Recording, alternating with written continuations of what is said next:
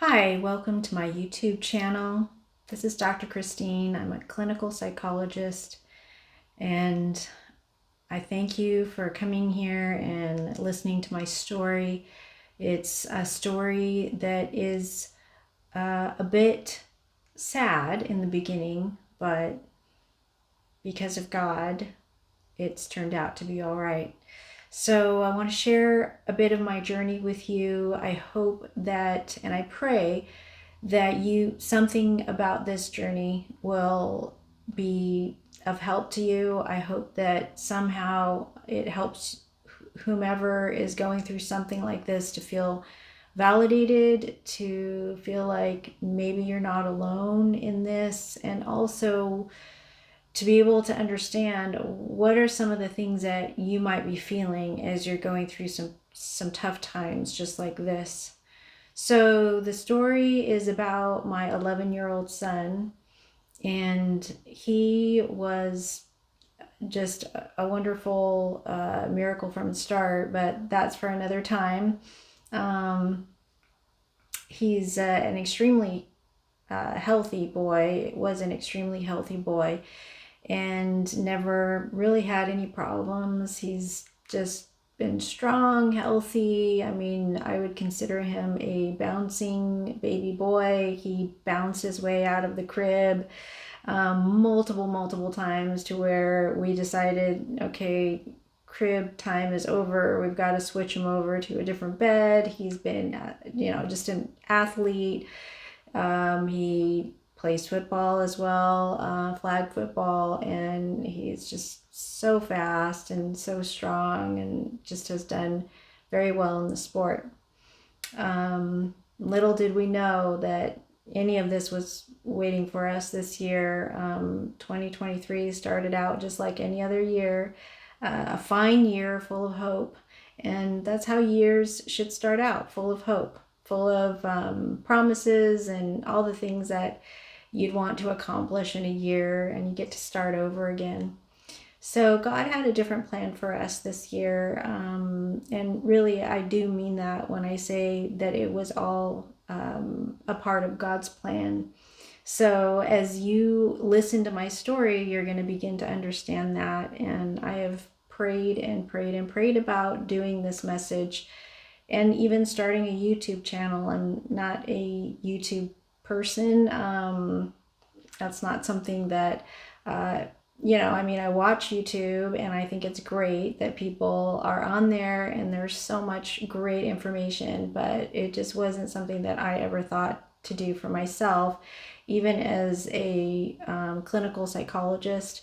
But because of this experience, I feel prompted, and I feel that this is something that God wants me to do, is to put my message out there, to put this story out there, and whatever else God wants me to put out there. And I hope that you will gain something from this. If not, that's fine too. I welcome everyone to come and listen, whether you believe in God, don't believe in God, used to know God, you're mad at God, you don't think he's real, you do think he's real, but he's not there for you.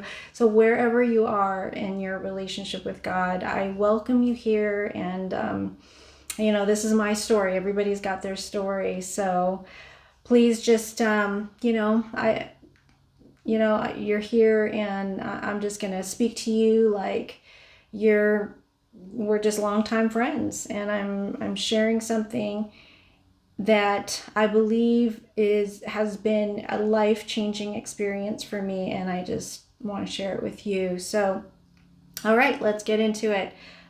January 17th. So, my son was a part of a flag football, winter league flag football, and he practiced and everything during Christmas break while he was off from school. and he started to have some interesting symptoms. Okay, so yeah, I thought it was okay, so it's dehydration. You're not. So he goes out there and he comes back and he tells me, oh, I can't.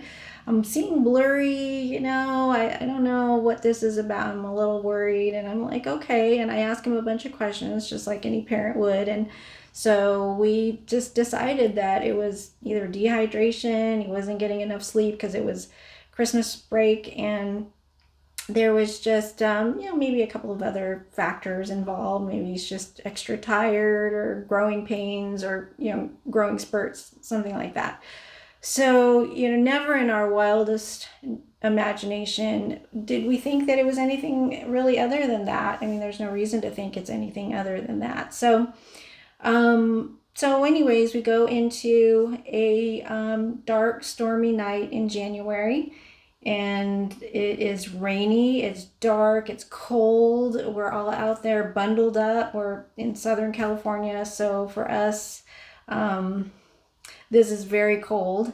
I know that in other parts of the world, I know you guys are, that would probably be nothing to you. But anyways, that all that aside, we're out there in the cold and the dark of night, and we were already worried because our son had mentioned to us a couple of other things. So his gums were red and kind of getting a little, they looked raw and red. Maybe a little bit of blood kind of showing through, and then he had some red spots, little tiny, tiny dots on his chest, and that was concerning. I looked it up. It's called petechiae, and that's not a good thing. So, but we didn't know that. We looked some stuff up, and we decided, okay, well, we're just going to pray, and we're going to hope that this is not anything more than maybe some temporary issue that's going on with him. Maybe some kind of anemia.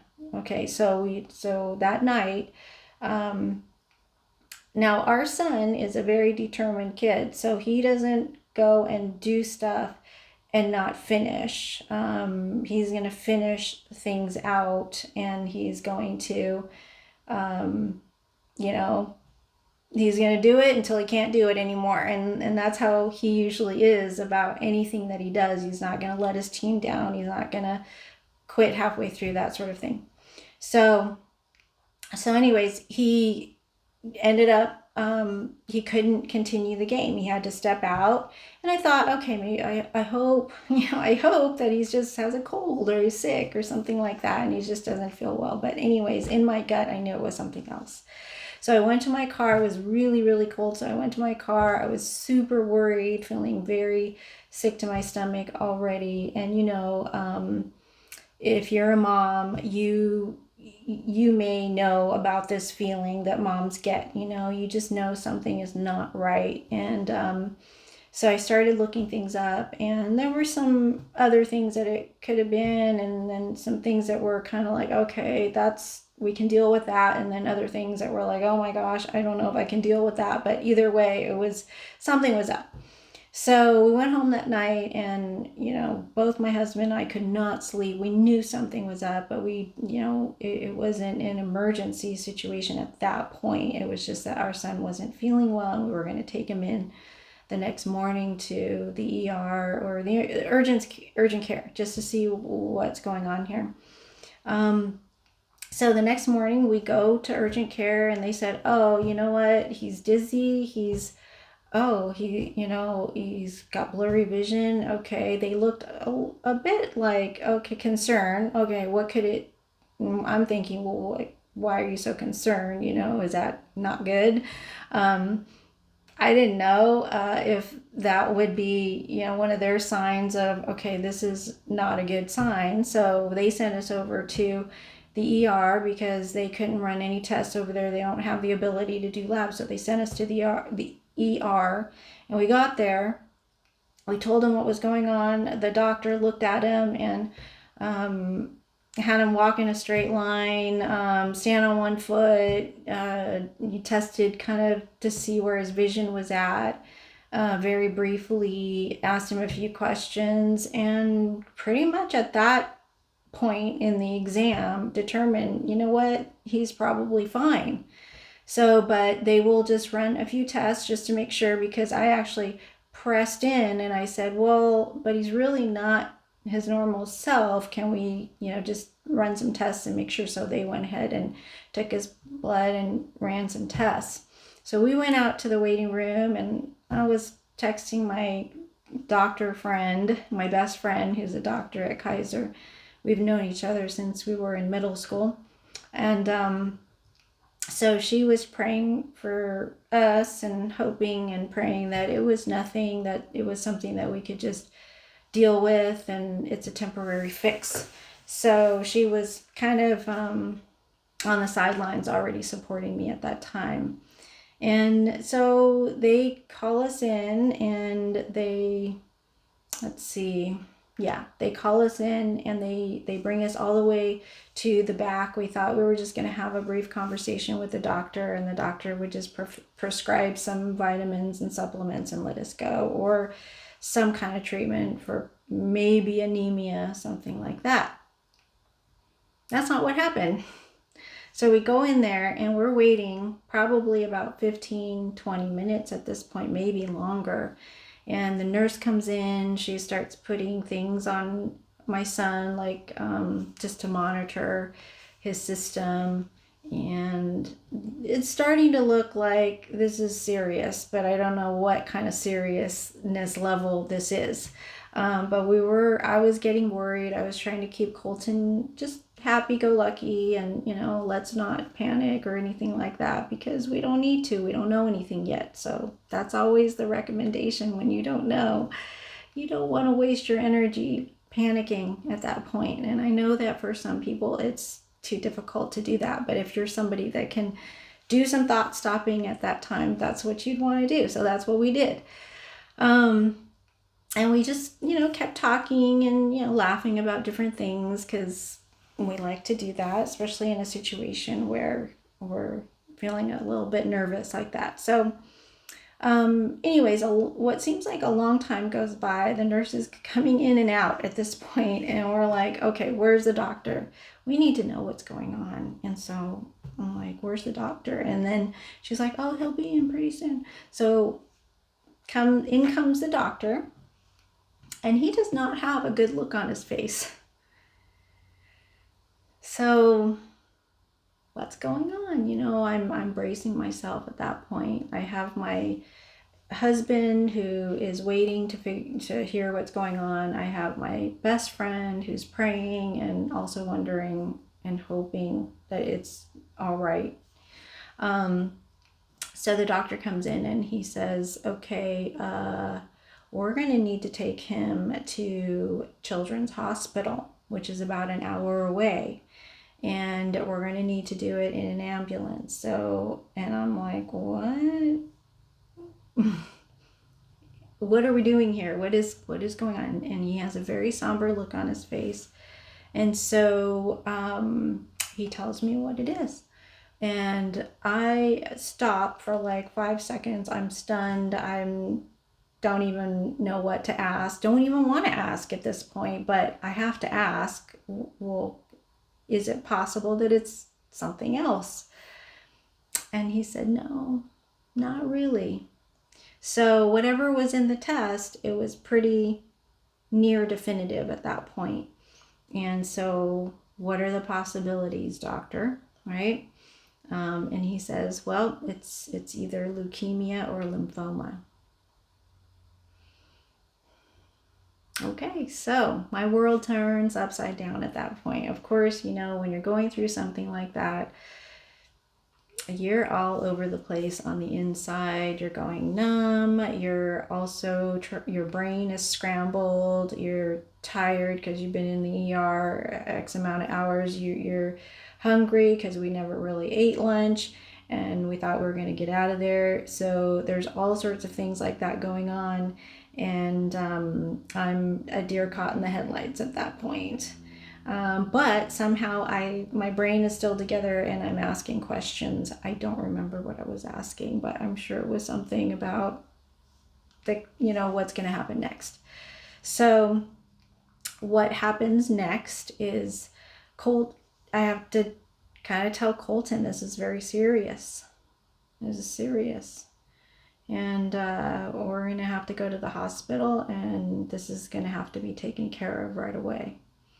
So we sat there figuring this stuff out. I mean, of course, I texted my husband, I texted my best friend, and everybody is, supportive and jumping on board with this thing, trying to figure out, okay, we got to just do the next thing here. We can't really go into panic mode. We got to take care of the situation. So my son, being who he is, he's got lots of friends at school, and he's got a best friend, and he's got, just multiple people that he was concerned about, that would be worried about him if he didn't come back to school the next day, or if he wasn't at school for a while, because we figured this thing was going to take a while. We didn't know, we didn't want to jump to conclusions. We were still hopeful it was something else.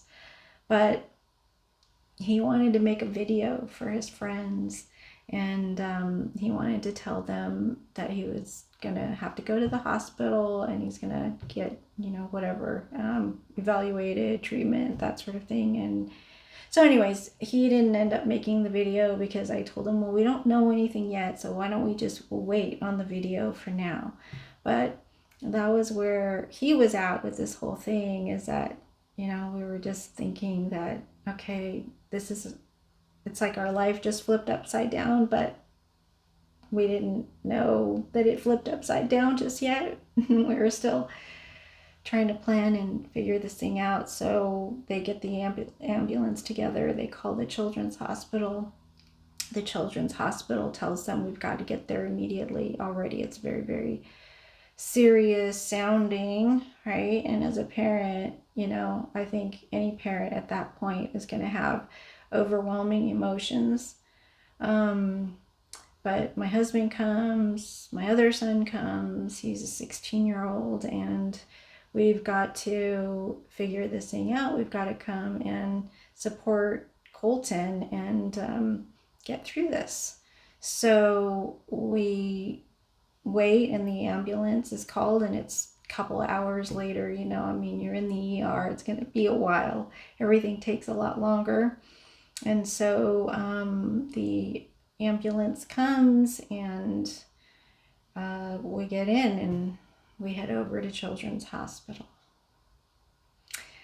That's it for the story for now. I'm going to tell more of that story, but the thing that I want to leave you with is that while this is a journey, one of the things that's extremely important here in this journey is that God was truly with us the whole time.